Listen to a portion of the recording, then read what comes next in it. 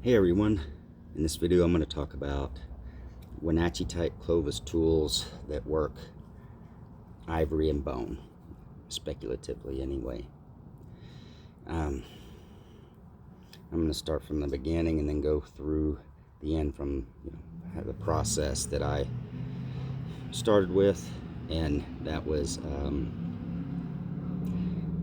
I had two types of cores basically that I worked from. I learned a lot by this. I had prismatic cores primarily and bifacial cores secondarily, and let's see, couple things I learned from that is you get more tool flakes and less waste. I'll talk about waste in a minute from using prismatic cores than you do bifacial cores. And like, I can create more tools, and it's easier, it's quicker, it's more efficient for the stone. And the other thing is the cores need to be clean. I tried to skimp by because I don't have huge material or a lot of it, and I'm learning this as I go a little bit, and so I tried to just leave a few imperfections on the surface, and those ended up in my tool flakes that I couldn't use, even though the rest of the flake looked excellent. So the cores have got to be clean, unless you plan to, they just have to be clean for good tool flakes, period. And the things, let's see, talk about the tools I use to prepare platforms and to take those tool flakes. I use this is a real small hammerstone. It's pretty hard and gritty, hard for sandstone. It's perfect. I've had this for a long time. It used to be the size of my palm, and now it's worn down to not much, and I try to keep using the fat ends and the thick ends to try to make it last as long as possible. I use this for isolating small flakes. This is a rock, another type of sandstone that I picked up locally and used it as my scruncher or braider. It's got some grit. It really grabs, and it grabs the flakes and just pushes them off real easy. So I use those two primarily to prepare flakes, and then I used these two to take the flakes. To take the flakes, you want a little bit harder hammerstone. You're hitting a very pronounced platform, and a softer hammerstone that might work good for I don't know, other things, just doesn't seem to work too good for taking tool flakes, Wenatchee type Clovis tool flakes.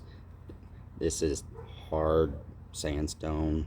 This is all sandstone so far, and it's gritty and it's heavy and dense.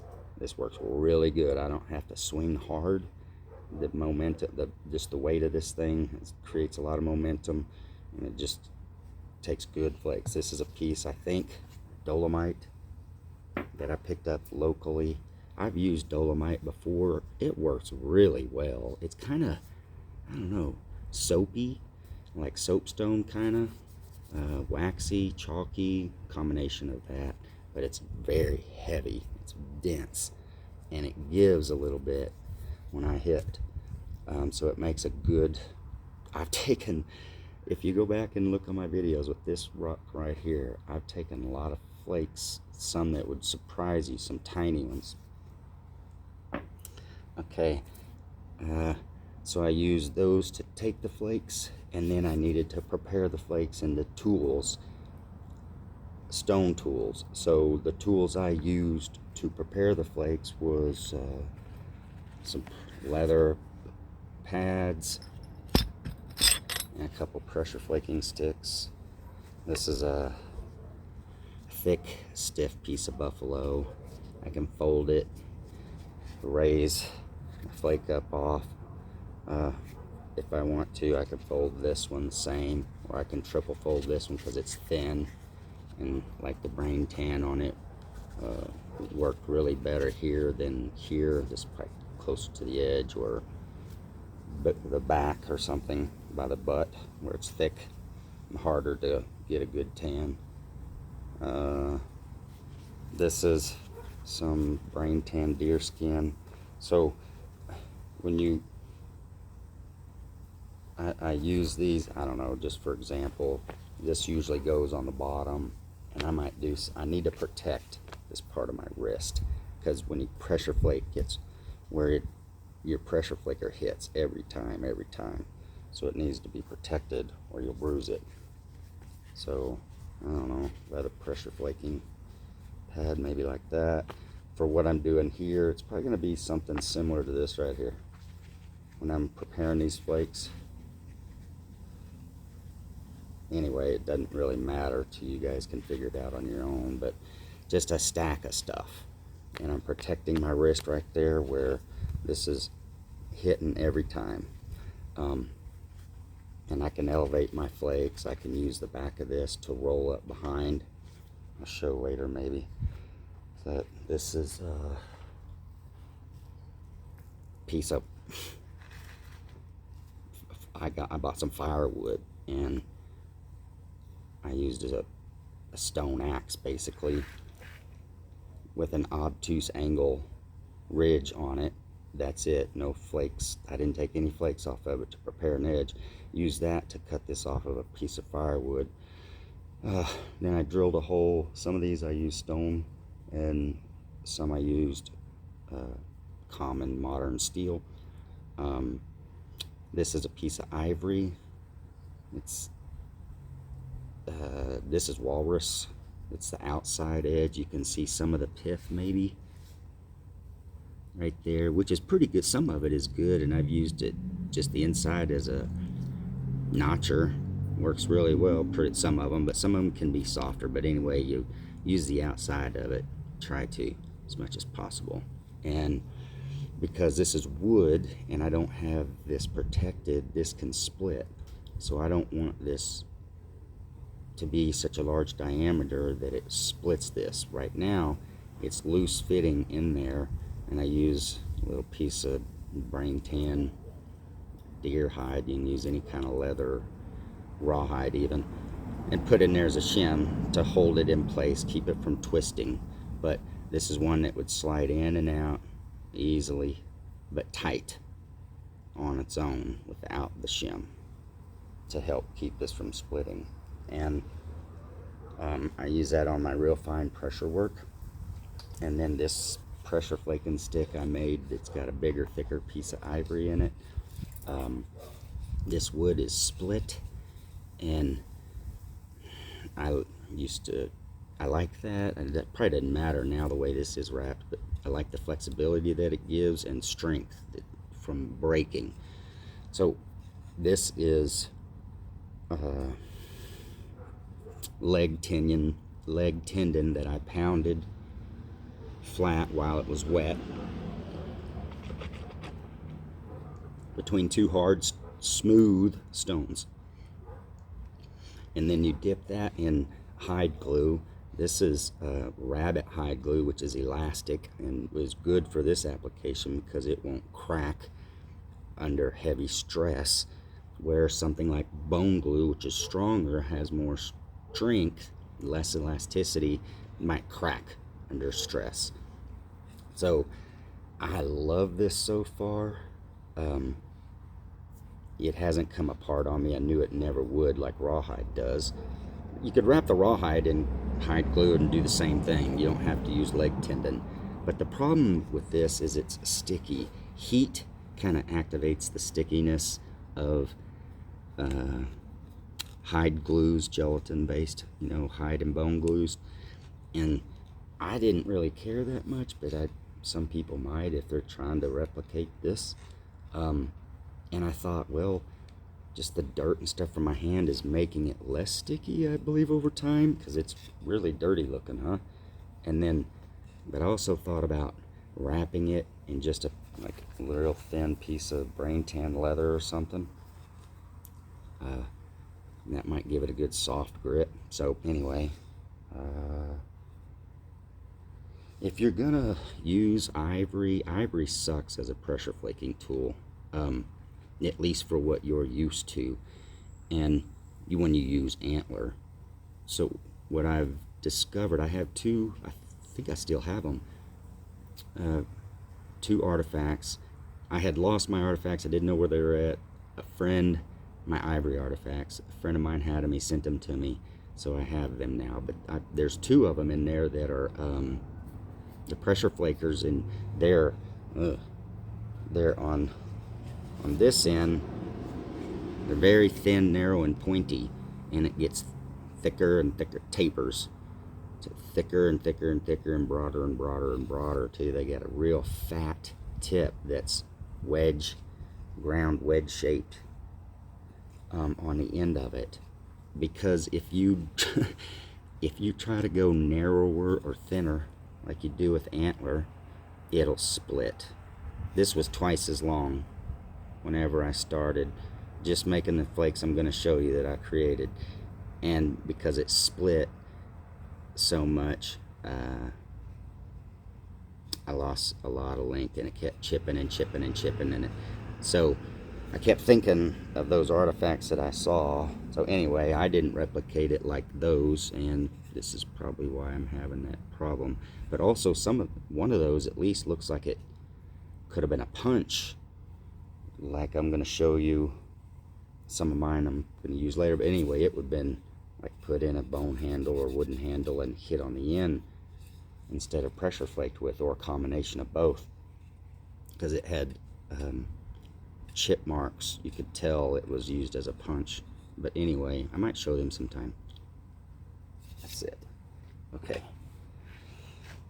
The tools that alright, so then the flakes that I got from the prismatic cores, I've got a pile of them here.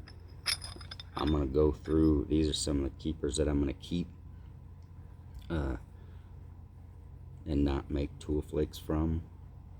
But I discovered a lot of things by making these. Like, for example, because this is narrower right there than everywhere else, if I try to use this as a tool and not get rid of this, it'll break right there. So you can save the length if you work the width and purposefully, and from the end, and purposefully get rid of this ridge to blend in with this ridge.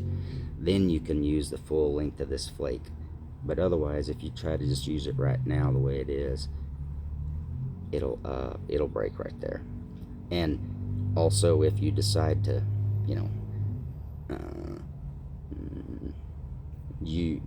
try to create your bit in that area, then you've lost a lot of length in your tool, and your handle can get in the way and stuff. And remember that you've got this much in the hafting, so that means there's not very much left at all.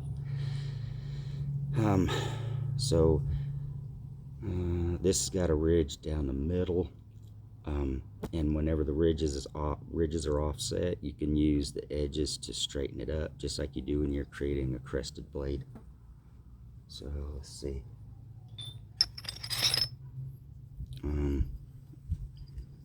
This is a really good one. This was ended straight down the tip to the base, end to end overshot, and it's got really good thickness. It's square. That's what you want. This is a really good blade. I've learned length and thickness, but not too thick and not too thin. And don't get rid of your ridge. This one's okay. This is a little double part right there, and that's fine. And you can have that all the way down, and that's fine too. But don't create weak spots. I'm going to talk about them because I've already broke a couple because of it, maybe 3. This is another good one. the ridge in the middle, and on this one you'd be surprised, but for the tool you're going to make, you're going to lose a lot of width. I'm going to show you. And you can even work the end so that it fits in your tool better, because this is thinner, quite a bit thicker here than out here, and you kind of want, I prefer even thicknesses. Just another overshot blade with ridge down the center. So, you know, strategy here is you work your margins only unifacially from this side only, and you blend to a ridge that's even in thickness as much as possible. See how this has got a weak spot right there? You have to fix that, think about it, or not even use it. At the quarry site, when they were at the quarry site, they had they created a bunch of flakes, tank, tank, tank, and then at the end, or maybe during it, you know, like discard, keeper this pile, keeper in that second pile for different types of tools. I did learn that, or I think I've learned that you can't just go take flakes along ridges. You can make them work, but you want to do less work. It's a lot of work to create these tools I did, and the more correct you make them, the quicker and easier it is to create the tool, haft it, and go to town with it. This is, you know, a really good one. Really good one. Not a whole lot of work to it. These are okay to lose the ends. I've seen them like that. You see a lot of Clovis blades, even Neanderthals, whatever. That same, you just get rid of it if you need to. It's no big deal. What was I going to say, though, about work? Here's another one. You just work right to the ridge. It's thick and yeah. Here's some. I have some knife river core blades. I love these. I have one. I'm going to talk about them in a minute when I get there, but this is a nice blade. You get rid of the cortex, make sure it's clean, no cracks, because you don't want to, if there's a crack in it and you go use it, it might break on the first try. You put a lot of work into it, so you want to make sure that it is clean and pure and crack free.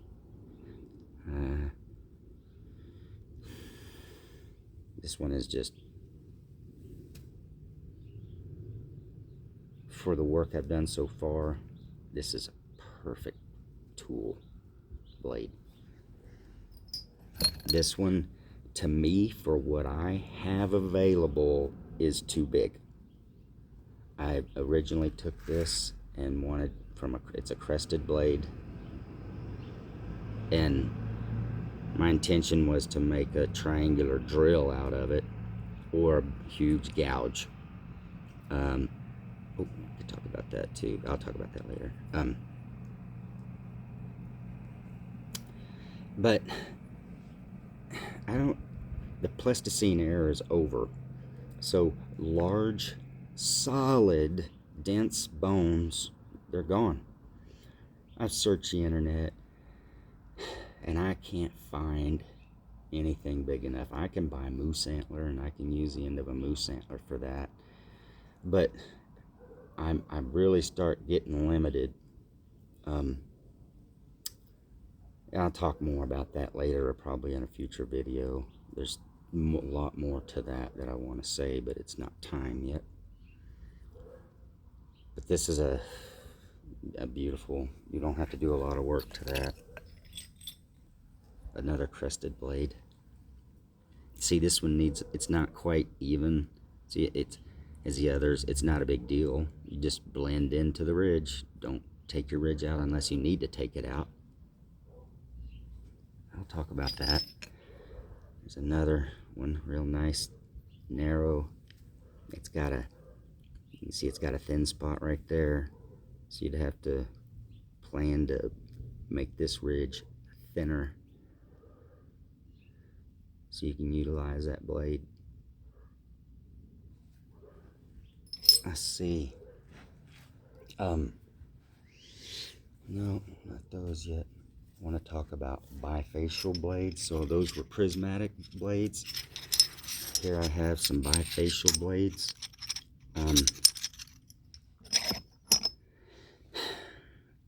What I learned, this is, I think, very important for Clovis technology,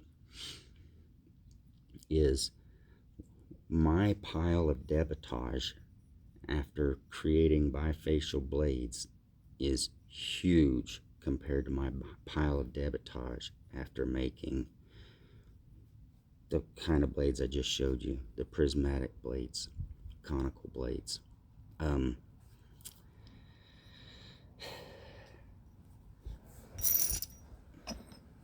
To prepare these blades, this is, oh, I remember this. This was a overshot, diagonal cross face. The tip was here, base was here, and I remember talking about the mass spreading out. But see, this is a really wide flake, and if you want to make the same kind of tools that I'm going to show you from these kinds of flakes, there's a lot more waste you have to create. So this is, let's get one that's similar in thickness. This is pretty close to similar in thickness. So look how much you have to get rid of on this to create this. Oh, to get to this point, you have a huge pile of waste. Not only that, when you prepare to take this prismatic blade, there's a lot less waste than there is when you prepare to take any bifacial flake, especially if you're trying to get a huge, massive Clovis type bifacial flake. So you're isolating from both margins or the ends. And so they had a different function, obviously, right? We're thinking about scarce material, nomadic, efficient use. Then why are they creating so much waste to create these blades? Because it's in a very, very, very important part of their life. They needed these to survive. I'm going to talk about them in my surprise video. There's another one that's overshot. But see, whenever I made this, let me put this one down. I remember talking about it. I was like, man, the flake I need is right here, but the mass was offset. It could spread and take this mass out and overshoot, and it went literally to the edge. But the only part of this that I can use is this part from my finger to my thumb. All of that from there, that way, is waste. If you want to create the kind of tools that you need to work ivory and bone. There's another one, real nice bifacial flake. This would fit in the smallest tool I'm going to show you.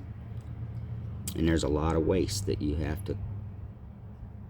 going to create just to create this flake. And then to create the tool, you're going to create even more waste. These are very, very important flakes, but they have a different function, a different use than working ivory and bone. Not to say that they didn't use them to work ivory and bone. I just think they had a primary use that was different. Okay, I'm going to talk about chisels and gouges which are associated with chisels.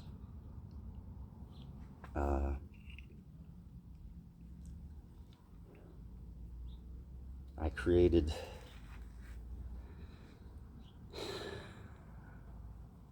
four bone handles. It's made out of deer antler, white-tailed deer antler, and it's made to put a stone implement in this end with pitch, which I'm going to do in this video, and then you hit it on this end and you're going to work ivory and bone.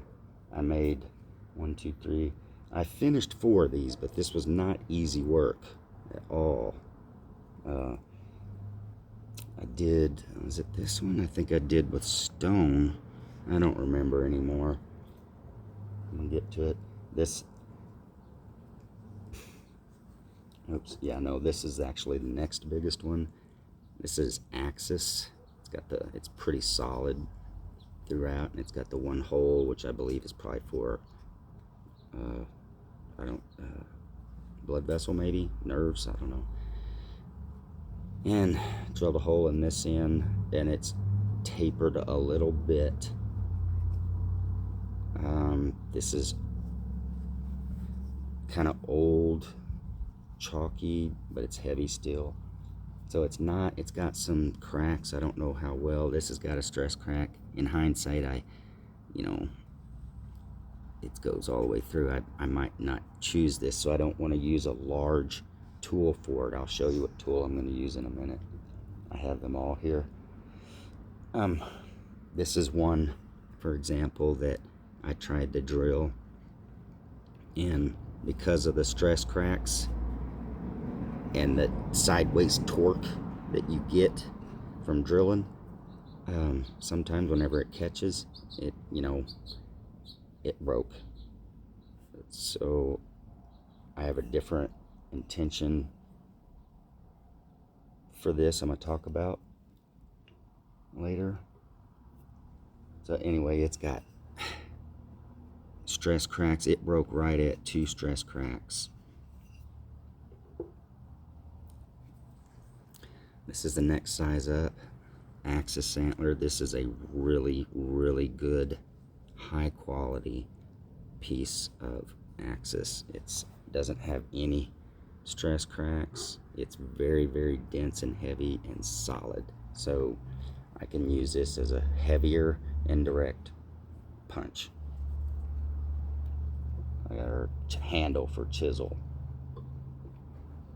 This is the next one. This is the biggest one I have. Axis. I took it off of the end of where the shed was to try to get the biggest diameter here I could, because the difference, these 2 holes are the same diameter. I just tapered one a hair bit more. This is just basically the next size up, and it has to be massive, and I hope it lasts, so we'll see. Okay, now let's start that over. Let's talk about the tools that go with them. Here's the handle. When I get done here talking about these, I'm going to go over and to the fire pit where there's a fire going and haft this. And I'm going to put this in it. This is a chisel, the first one I made, from a prismatic core flake. And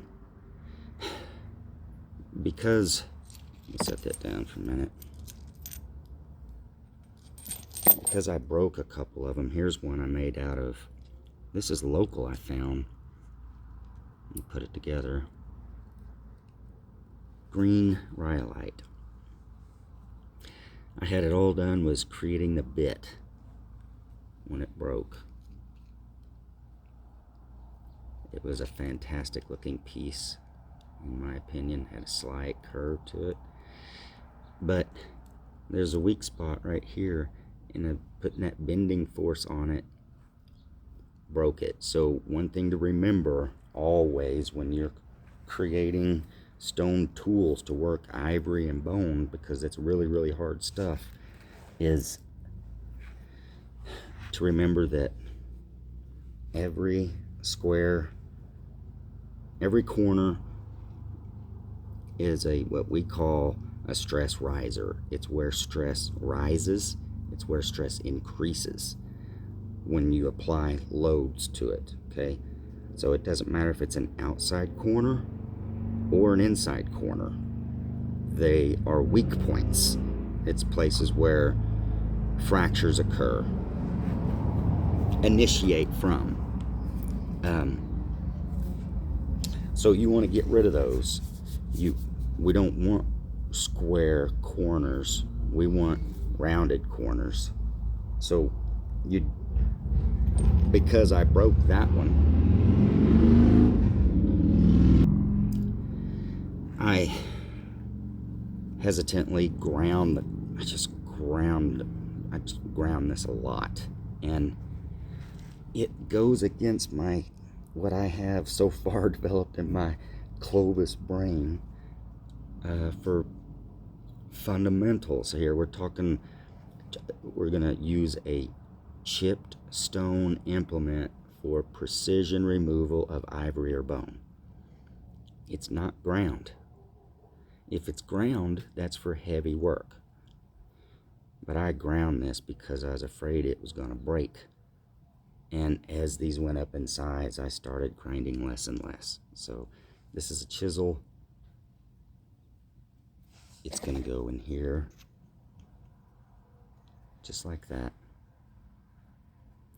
I'll pitch it in. I'll show it how to do it with some of the pitch sticks I've already created.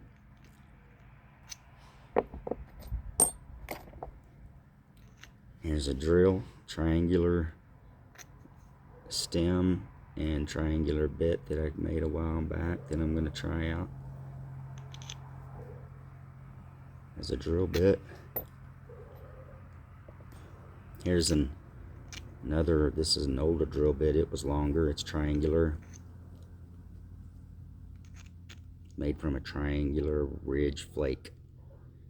But it was longer and I wore it down, drilling out some of these holes. Here's the first gouge. I don't know. I'm not going to try it out. I think it's too short. Put it in there. Yeah. I don't know. It might work, but it's got a... Yeah, the bit angle seems to be okay, but I'm not sure. Not going to try it. This is a burinated drill. I can't find that term in the archaeological record yet. Burinated drill. Burinated flakes? Yes, but not burinated drill. This was the best drill bit I've used so far. I'm going to talk more about another design drill bit I came up with to try. It's way different than I think anything I've ever seen. Don't think I've ever seen it before, but this was immaculate. I burinated the end and then made the stem narrower so it wouldn't, when it bound up, it wouldn't torque and break. It worked really well. You could make a different design on this end so that it goes in a handle or a drill stem, drill shaft or something. I'd like to experiment more with it. I really would.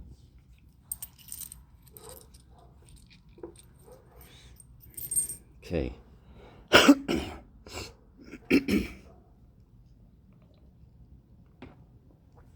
Next size up. I made this from some local, I don't know, variegated agate of some kind. It's beautiful. Very, very tough. I mean, like, in the best way for a Clovis person who wants a stone tool to work ivory and bone. So I'm going to see the bit angle. It's pretty obtuse. See it right there? It's less than 90 degrees, but it builds to a convex body. And I was hoping the sunlight was out so you could see what kind of fine pressure work is required. You can see a little bit there to get that profile and angles and everything just right. So if that's too sharp of a bit, it will for sure guarantee flake off. I copied the angle from one of the Dalton videos where that little chisel I made, it was way too small to use, but for testing it worked because I knew the bit angle that was required. So you need some relief underneath too. You don't want it too curved or too straight, or you can use straight. Anyway, when it's in the handle, I have this one going in like that. So if you imagine that that's pitched in there, and this relief, when you use this, let me hold it down like this. Right there. When you,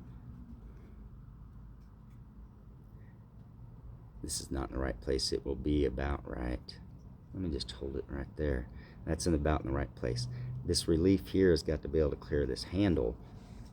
So if you know, I don't want to drop this on concrete, but if you're hitting a piece like that, you know, you've got to be able to remember and design it so that this relief clears that, so that this handle isn't sitting on your whatever. If the handle is sitting on the whatever you're wanting to remove material from, then the bit won't ever reach it, and it just won't be sharp, it won't hit it.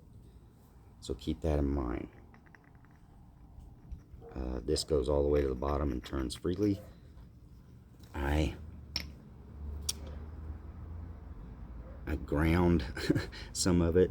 I really rolled the edge with my abrader to try to remove the square part as much as possible, but not all the way down to the end, because I'm going to rework this at some point, or might need to. And if I need to take flakes from the top there, I don't want it ground. So I leave it unground for the part of the tool that I think can still be worked and used. Let's go to this one. I love this one. This is made from a crested knife river blade. And there's a lot of intricate flaking done on it. I had to work from the bevel, or this crested edge, to create contour right, so that, you know, this part would fit. You know, I kind of want the ridge parallel with the flake face, and I also have to plan for relief right here. So crested blades, I think, are going to be perfect for these single ridge blades like this. They're going to be amazing for working ivory and bone, and I think this is going to be a real good stout size. I'll show the bit. It'll focus in on that.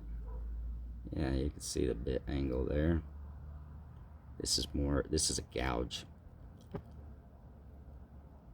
I wish you could see the flaking on it. It is intricate. Like, you need all the angles that come in contact with ivory or bone to be right, so that it doesn't break or chip. There's a good profile.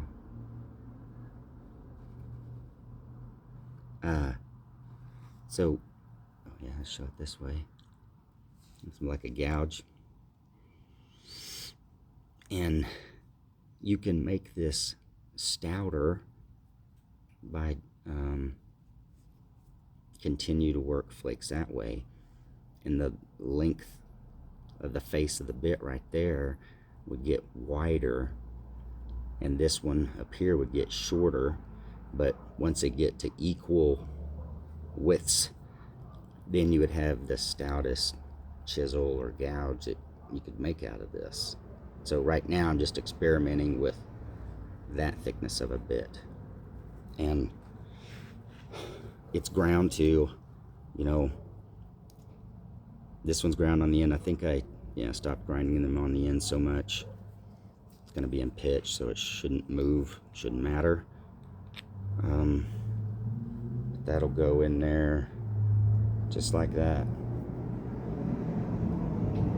Short, stubby, real solid handle, something I can grab with control, put right on the surface, and then hit it, come back, hit it, come back, hit it. This is not something where you hit here and then move forward, forward, forward to remove material.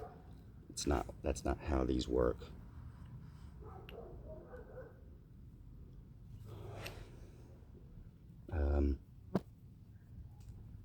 Here's a flake. I have to show this. This is one I took from a prismatic core. I think it was the first one. It was a natural crested blade. But I did not remove or check for any imperfections. This thing was in the river and it had two impact fractures, one right there and one right there. And it just fell apart as soon as I started working on it. And you can see the cone there. And there. You really see it on that piece where that one matches. So that's why I say it's very important for you to make sure your core is clean. You're wasting time if you don't. I did.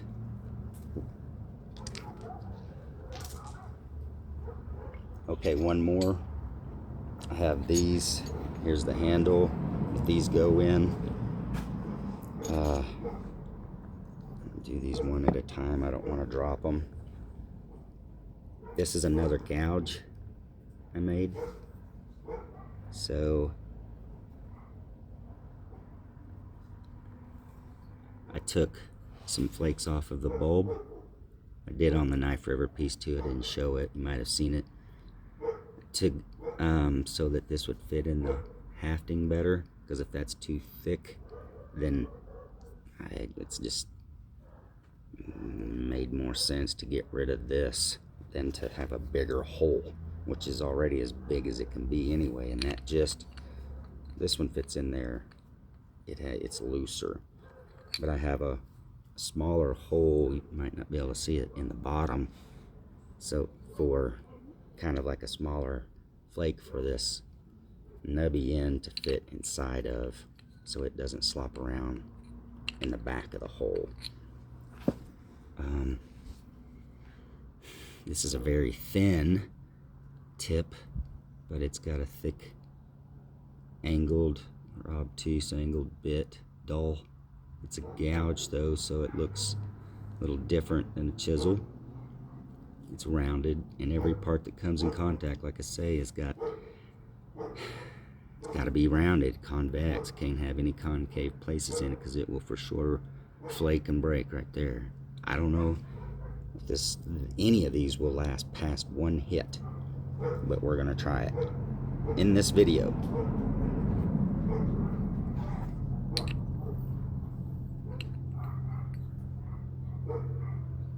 That would go in there, something like that.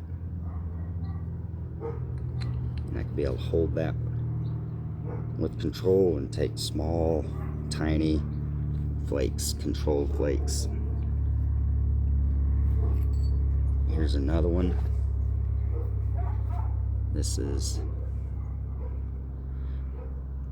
where I struck it, took it from the cord, and this was the termination end. Single ridged. You can see I took some pressure flaking here, and this is all with antler or ivory. It was I needed to make it thinner there, and pressure flaking all the way to there did that for me and lined my ridge up better.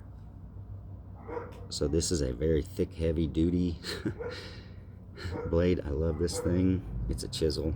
I made a chisel tip out of it. But this will get wider and thicker as you go if you wanted to. Like I talked about in the other one, you can make this bit even stronger by putting the tip of it right in the middle, in between here and here, and it'll be as strong as this flake can be.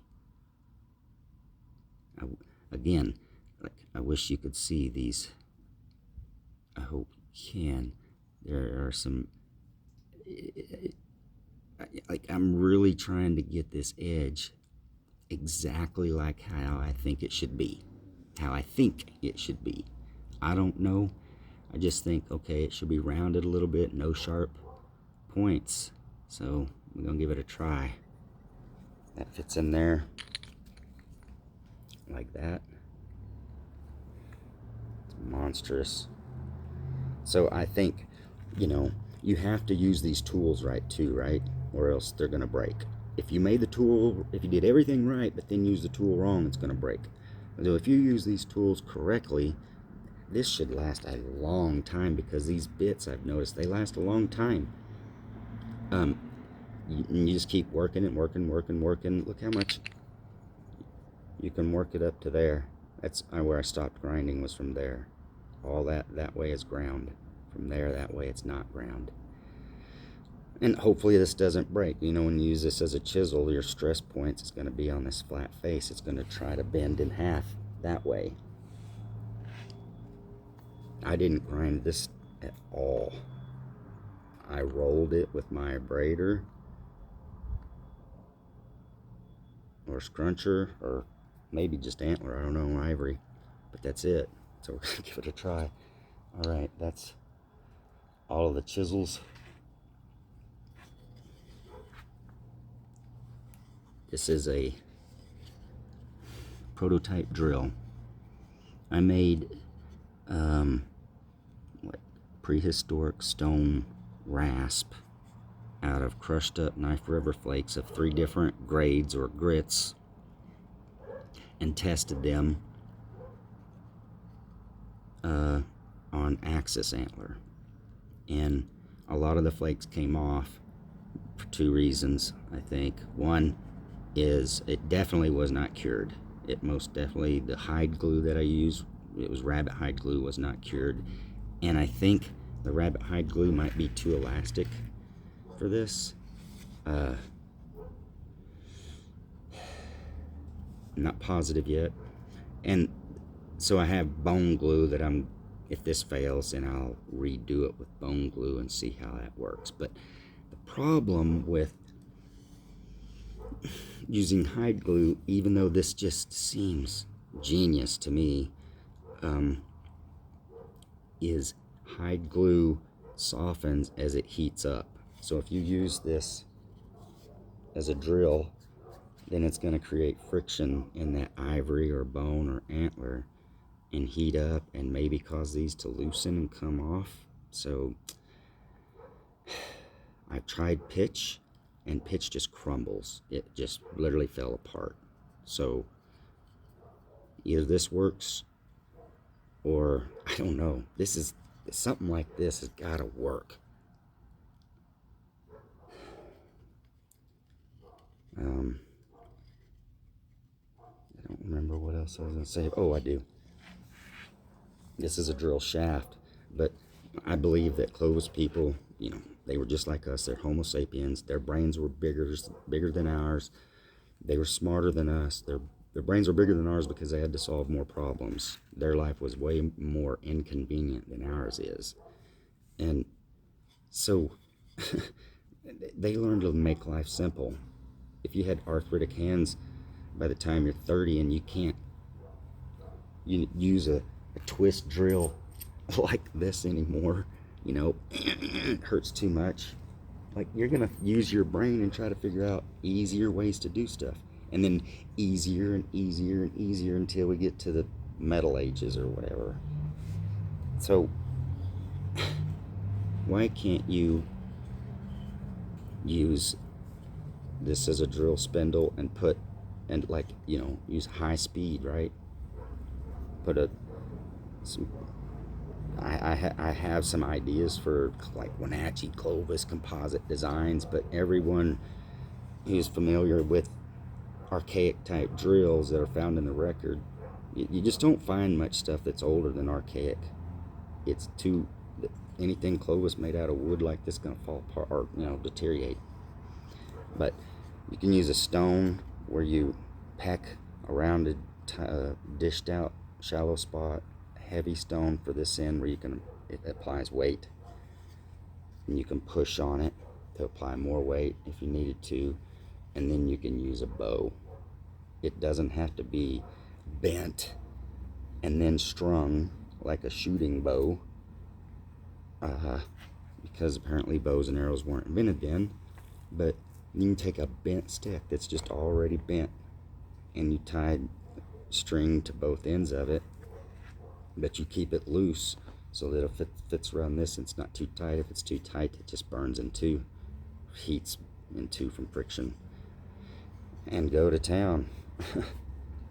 If this doesn't work, you put in one of those other drills I've already shown in there and go to town. They probably had different types. If you want a tapered hole, you can shape bone if you're a Clovis, long bone, solid, into any end shape you want, and then cover it with these knife, flakes and hide glue, and go to town if it works. Okay, the last, no, not quite the last thing. This is something I'm just gonna talk about. This is a big flake I took. I loved it. I started doing some work on it. This is a piece of axis, and I thought it would be perfect. It's got this flat spot kind of already going there. A lot more shaping to go, right, to get it right. But where that would fit underneath there, fit in a notch you cut out there so it's good and strong. Shorten this, straighten it, haft it around this piece. Make this close to the same width as this. Make this close to the same width as this, whatever. And then I was gonna grind this flat and haft it to a piece of wood about this long. Maybe this long. Put it right there. All right? And then you grab it down here and go to town with it. I would like glue this with bone glue, then maybe probably just hide glue to wood or something, and then wrap it real well. But I would make sure that it's really good and solid. That was an idea I had for that. Okay, I know I'm talking a lot about all these tools, but I just think it's important. This is the prehistoric stone rasp that I made, and like what I would do, one thing I noticed, like the Sheridan Cave ivory point, projectile point that was found there, that was stuck in a pig, or found in association with a pig,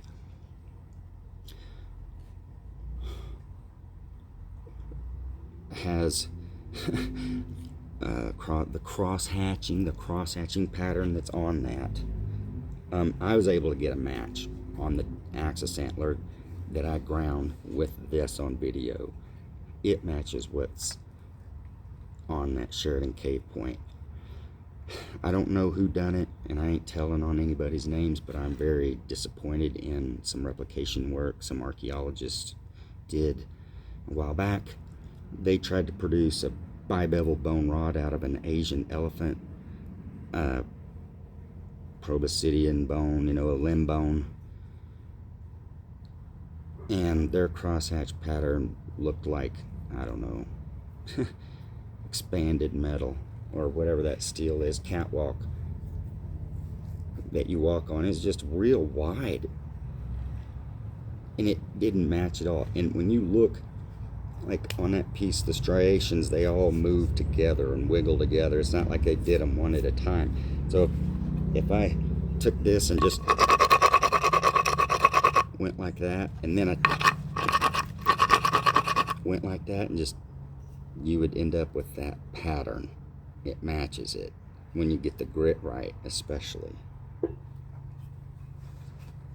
And that's why I think that's important. That's why I believe that there was a stone rasp of some type. I mean, you could take a stick and shape it to any shape you want, like a file, right, that you're familiar with in your shop, that you go to, a half round, right, or a rat tail, or whatever, and you cover that with flint flakes, and you can use that to make the shape you want. You want to make a corner, you do the same thing. So Wenatchee Clovis people, they didn't have coconut bowls, but I had access to coconuts when I lived in the Virgin Islands. This is a piece of one I haven't done any work to, but I was going to make a display piece, something similar to that for inside the house. I never finished this. I took a flake. You can see where that was an experiment for something, I don't remember, but it's from a stone flake. But clean all that out, and then you end up with a really clean bowl. You can buy coconuts at the store, and you cut them in half, and you can use these for bowls. But Wenatchee's people didn't have access to coconut bowls, but I do, so that's what I'm using. So what I want to say about these Wenatchee people, I read where, like, so when you want to make pitch and you want to melt pitch or hide glue, what kind of dish did you put it in? Because the archaic period hasn't come yet, and you don't know anything about pottery. So you make dishes out of, you take rawhide and you cut it a certain shape, not perfectly circular. You cut a V-notch in one side of it, and then you put those two edges together and sew that together. Rawhide, when sewn together wet, will make a waterproof seal, and it makes this real shallow kind of cone shaped dish. And you can do that with like, I think they used intestines. You can, intestines you can dry out like rawhide as well, but it's raw intestine instead of rawhide. You got to clean it, deflesh it, and all that stuff too before you do it. But they're disposable, dishes. So you want to melt some pitch, you put it in there, and you put your rawhide dish in the fire, and you know it's only going to last once or twice or 3 times, I don't know. And it gets it melted, it does the job. But then you got to go make another dish when you want to do it again. You can't save the dish, the disposable dishes. So I made this brush too. This is coconut cord from the husk. When you have to clean the husk off of these, and I took a husk and I put it on a rock, a big rock on the ground, and I pounded it with a big chunky blocky piece of wood that I could hang on to for a long time. And you get these single fibers. They're awesome. I made necklaces and bracelets and stuff at cordage, just playing around with stuff. I took a piece of that was already twisted together and had this stick, which obviously isn't like natural, but anyway, and stuck it in the middle of that spiral, and then had put a piece of leg tendon, pounded smooth, in hide glue, and wrapped that. And I use that to just brush on. There's my hide glue. It's almost solid in there now. That's it. We're gonna I'm gonna pause it, and we're gonna put some pitch and some tools. Okay, I got my pieces warming up by the fire. It's just coals right now. Got some up here too, the axis antlers, the axis bone antlers, and the stone implements that go in them as well. You want them both warm when you put the pitch on it. And I've got this pitch on a stick already, ready to go to heat up on the fire. It's a 3 to 1 to 1 ratio. 3 to 1 to 1. 3 parts rosin, not resin. Rosin is the hard amber that you get from any kind of sap tree. It can be a cedar tree, a birch tree, a pine tree, a pinon tree, anything that produces sap. The soft, sticky stuff is the resin. You boil it, literally you boil it at like 100 degrees plus boiling point. Just remember that, 312 degrees. And you stir it vigorously, and that gets rid of the turpentine. A lot of those terpenes that are in there, the volatiles that have to come off to give strength to your amber. Okay, so rosin is what you want. If you get resin, you have to create rosin from it and then use it. Okay. And so rosin you don't boil at all. You only heat to where it's liquid. Just don't boil it. No bubbles at all.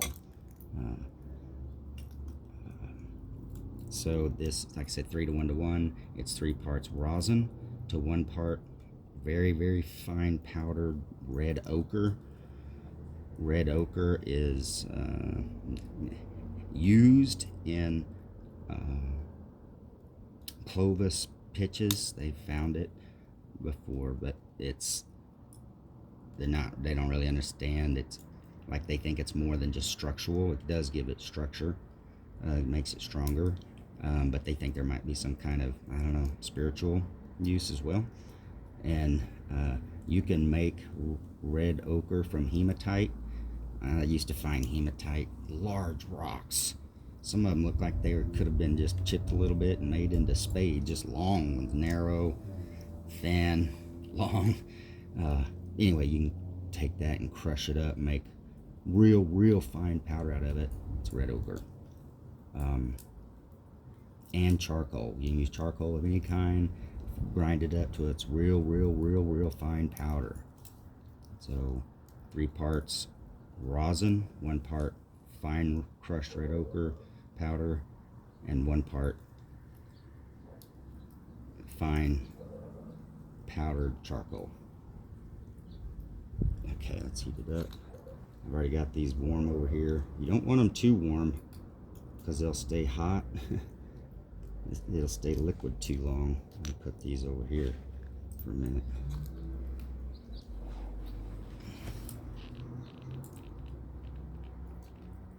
So, if the fire's too hot, sometimes I'll take a coal like that and pull it out farther, so I don't have so much heat on my hand.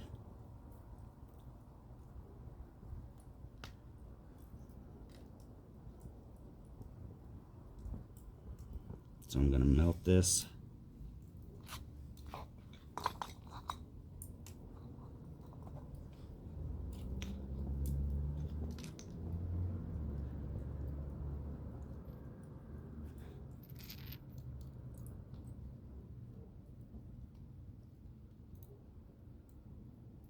I guess I'm not going to pause it.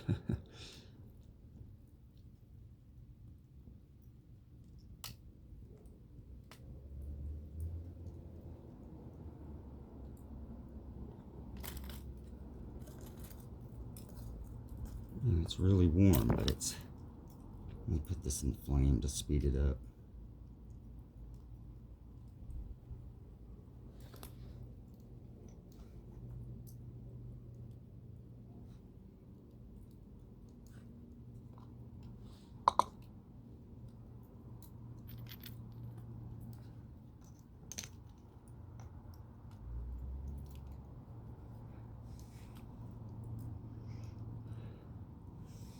I've already broke these, dropping them on concrete. I broke one dropping it on concrete, so I've got leather here.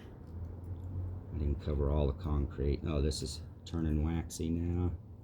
You can see the difference where it's waxy on the end versus the real rough texture on the back. That tells you that it's getting close. And I just want to heat the very end of this so that it melts off, drips off right into this cavity. And it's getting ready to do it right now.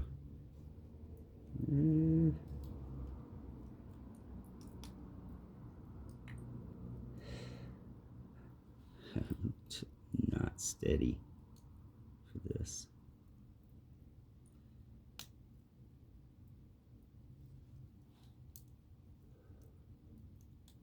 So I heat a little bit. put it in the antler, heat the antler up too.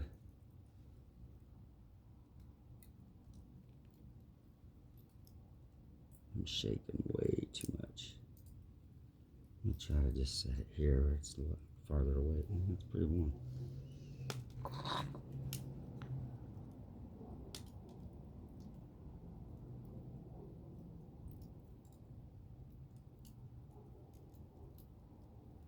Okay.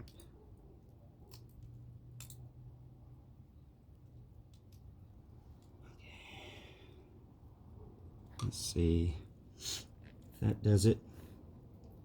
You don't need a whole lot because you're going to get squeeze out. But I want this to melt down into the bottom of the hole. The pitch doesn't stick to anything you have it to unless that piece is warm as well. If you've ever done any soldering, then you would know, you would understand exactly what I'm talking about. That's the exact same principle that happens. Once you get the material that you want the solder to stick to, the solder just spreads and sucks right up into it. And the same thing happens with the pitch.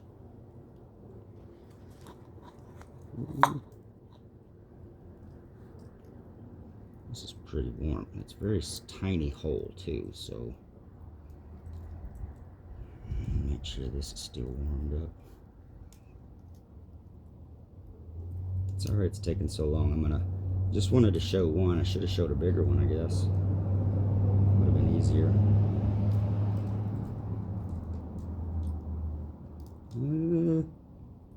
Get in there. Alright. Put that right there.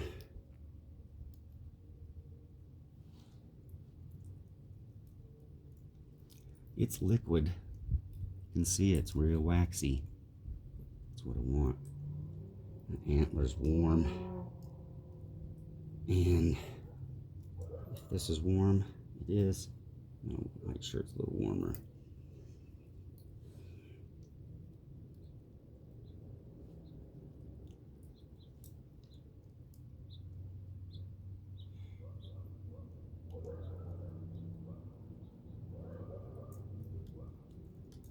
I don't think it's enough pitch. I'm gonna pull it out. That's a bummer.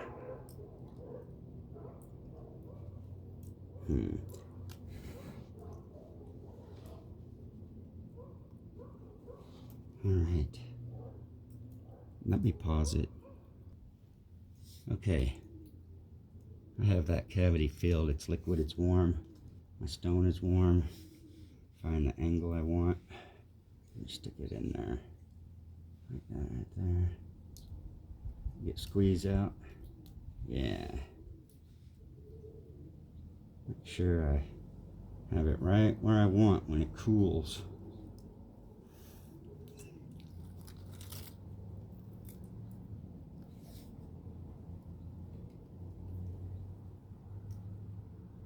And you can make sure this is warm. And heat up a little bit to melt right around the very end of it. Yeah, that's getting warm.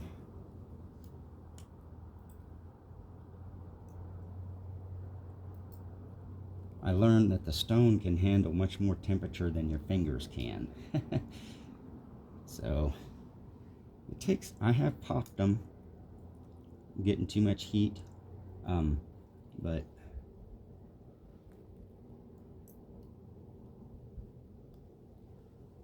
they can handle quite a bit.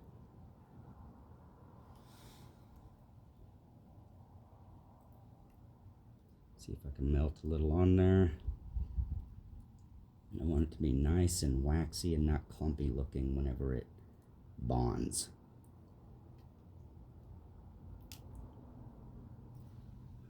Actually, oh, I may not need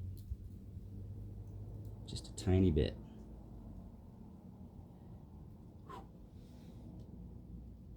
Yeah, just a tiny bit.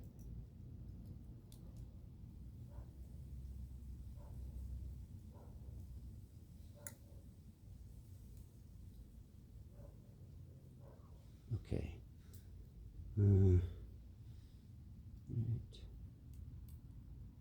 There. Okay. Now let that cool. It's pretty warm.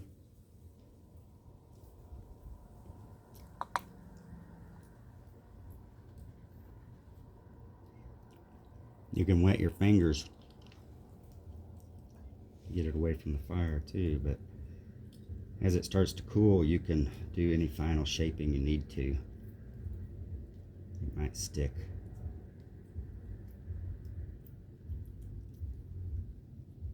To your fingers if you're not careful. All right.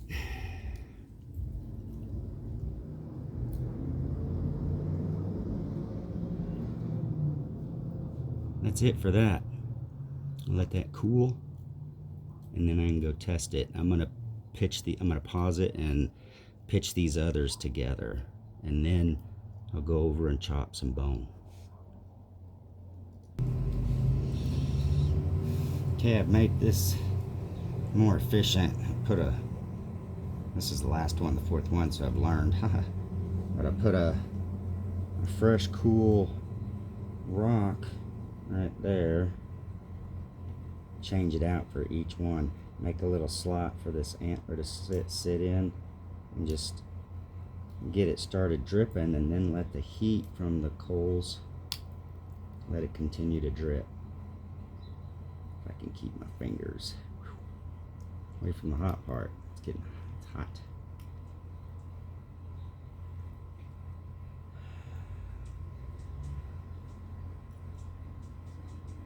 See, the heat's hitting it and it's just dripping off. And then once I make sure that I have enough in there for proper squeeze out,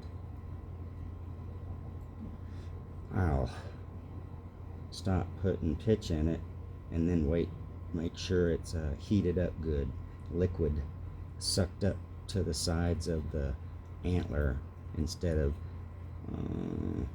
kind of like a bubble, or I don't know, doesn't, like solder will suck up to the sides whenever it gets hot enough. That's what you want. If it doesn't suck up to the antler, then it doesn't stick to the antler. And I want it to stick as good as possible. Good thing about antler too, or bone, is they have gelatin in them as well. When they heat up, it makes things easy to stick to them.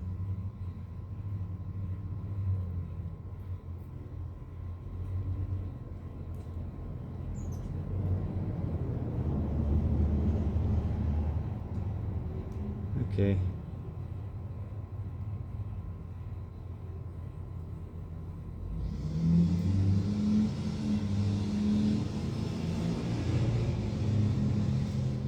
It's already turning liquid inside there. Gonna be plenty for squeezing. Let me put one more, just to be sure.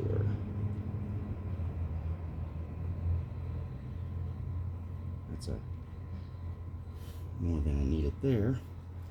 All right, I'll shove that in, and we'll go try to cut some bone. All right, so I've got this piece of axis antler in my vise, but basically I tried to find a spot where it was kind of level in 1, 2, 3 places, laying on the flat, and then tied it up. And I really winched things down to really try to make it tight. It's solid.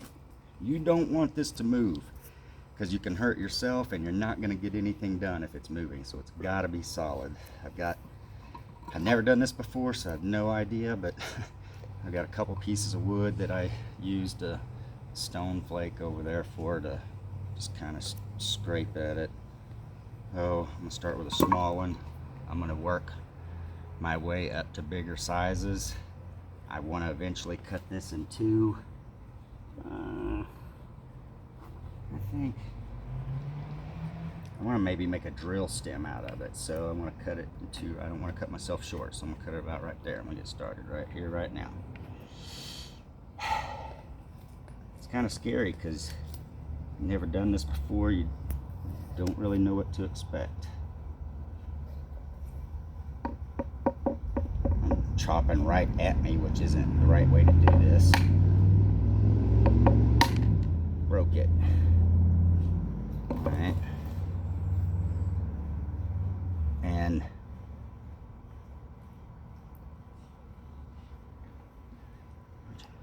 which way did it break?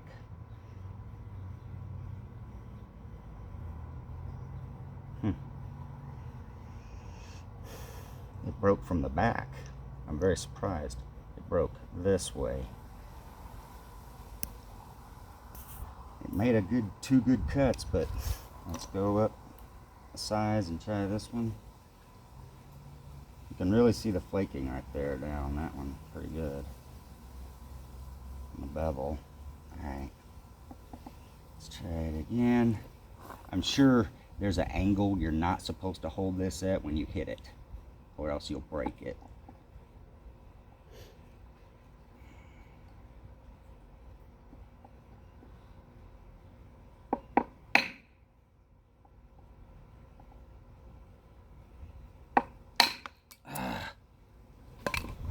That one broke too.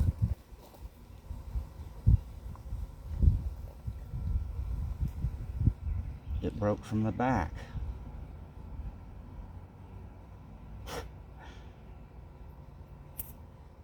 Well, we're getting stronger. This is knife river. It should be, but it's a gouge and I really needed a chisel. Let me go up to this one. I'd like to have a flat first to try to gouge a flat spot on here. So let's see, let me move up to this one. Hitting like that. It's bending and I don't know why. Okay. Need control, so I'm really trying to hold it still.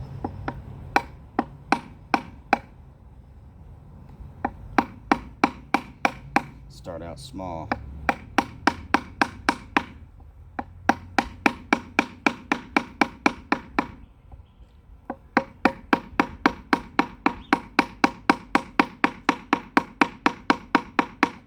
That's working.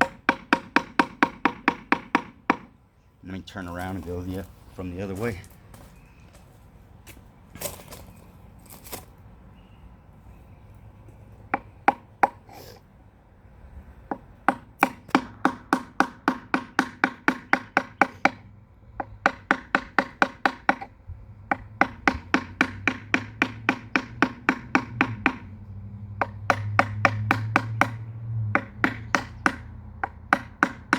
You gotta learn how big of a bite I can take. This is working really well. I'm not hitting this very hard. I'm letting the weight of this and just tapping it with it, letting the weight of this do a lot of the work.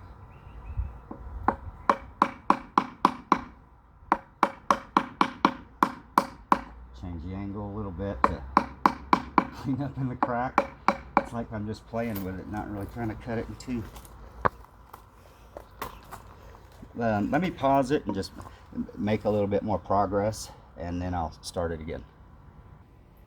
Alright, I decided not to pause it, and I just want to make sure that you get good angle, even if it's a really good close-up of some of this material coming off. Oh, it's pretty amazing. I want to whack it, but I broke 2 already by whacking it, so I'm not going to whack it.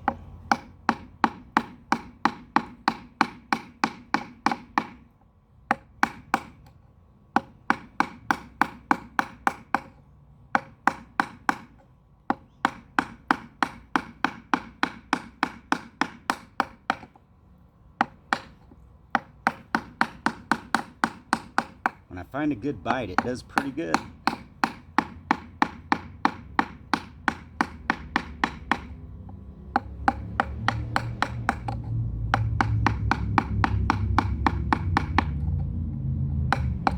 try to get fancy like wood chisel, not move, just turn the chisel.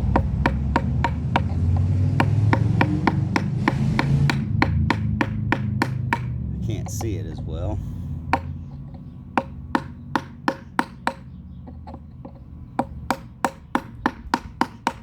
There, now I want to try the gouge. I got a little bit of a flat spot there, and I'm just going to start in the middle and work my way back, back, back, back, back. First time hitting this too. I know it's hard to get an angle in there to see, but I really got to hold this right as well.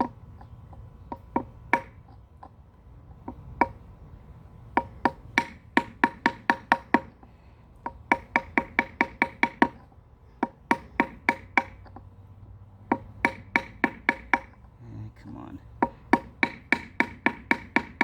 It's really hard to get just the right bite.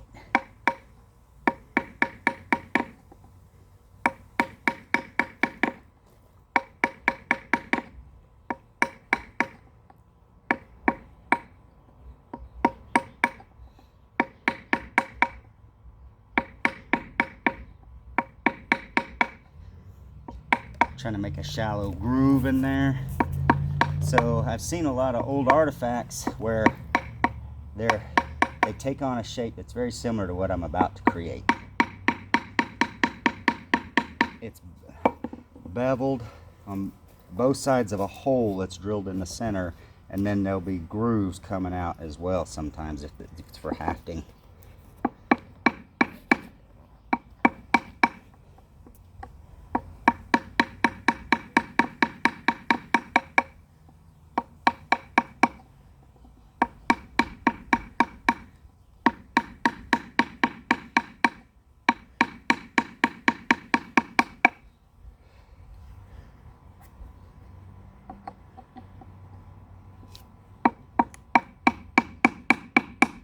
Just trying to perfect the groove.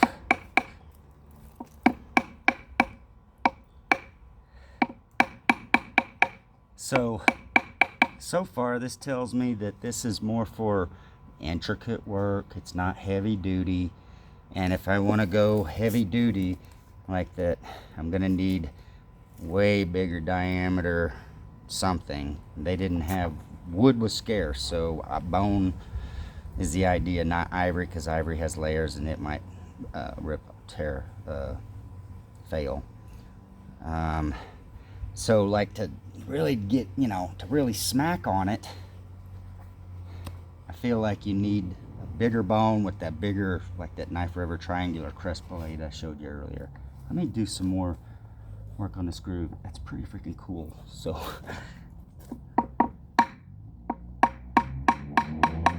does remind me of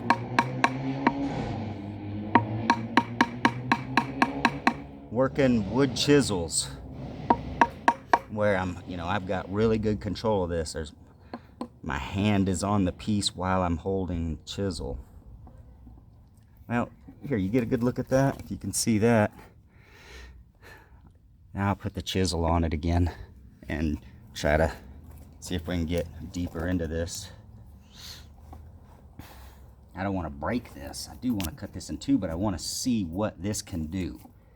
Like max it out in a way.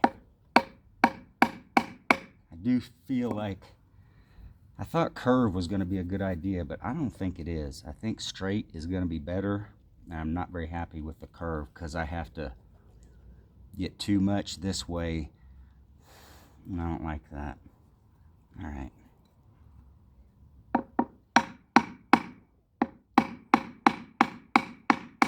These do take a lot of shock. I can see why you would need huge blades.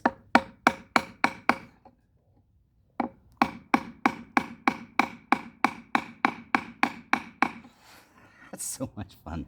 Look at that. That groove is gone. One swipe on that side, one swipe on that side, and the groove I just made is gone.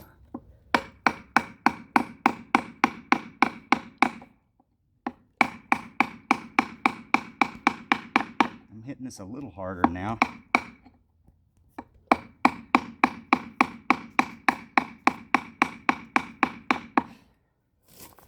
All right. I'll just pause it a minute and let me get a little bit more work done so you can see how.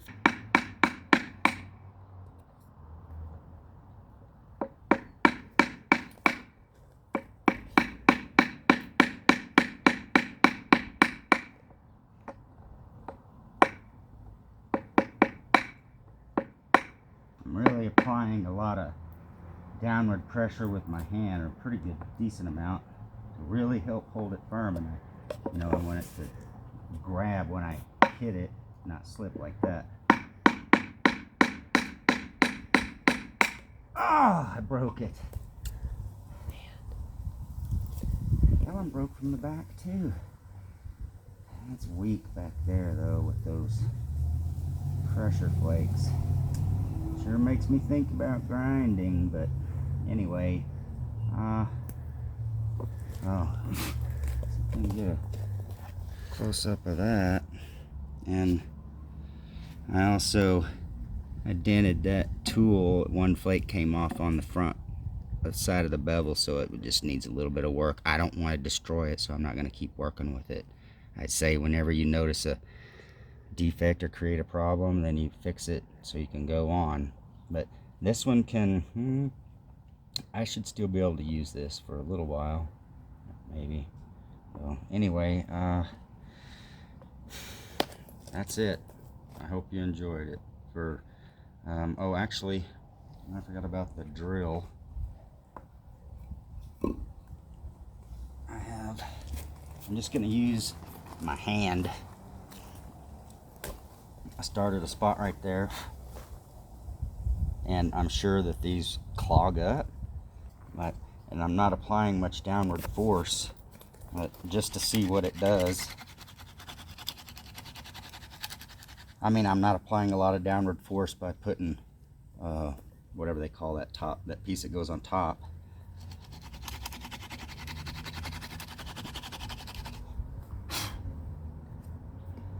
I mean, I'm applying about the same amount of pressure as I would if I was trying to create fire with a fireboard.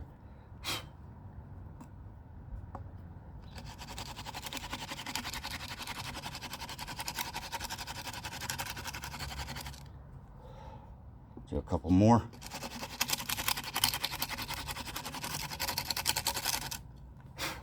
I mean, just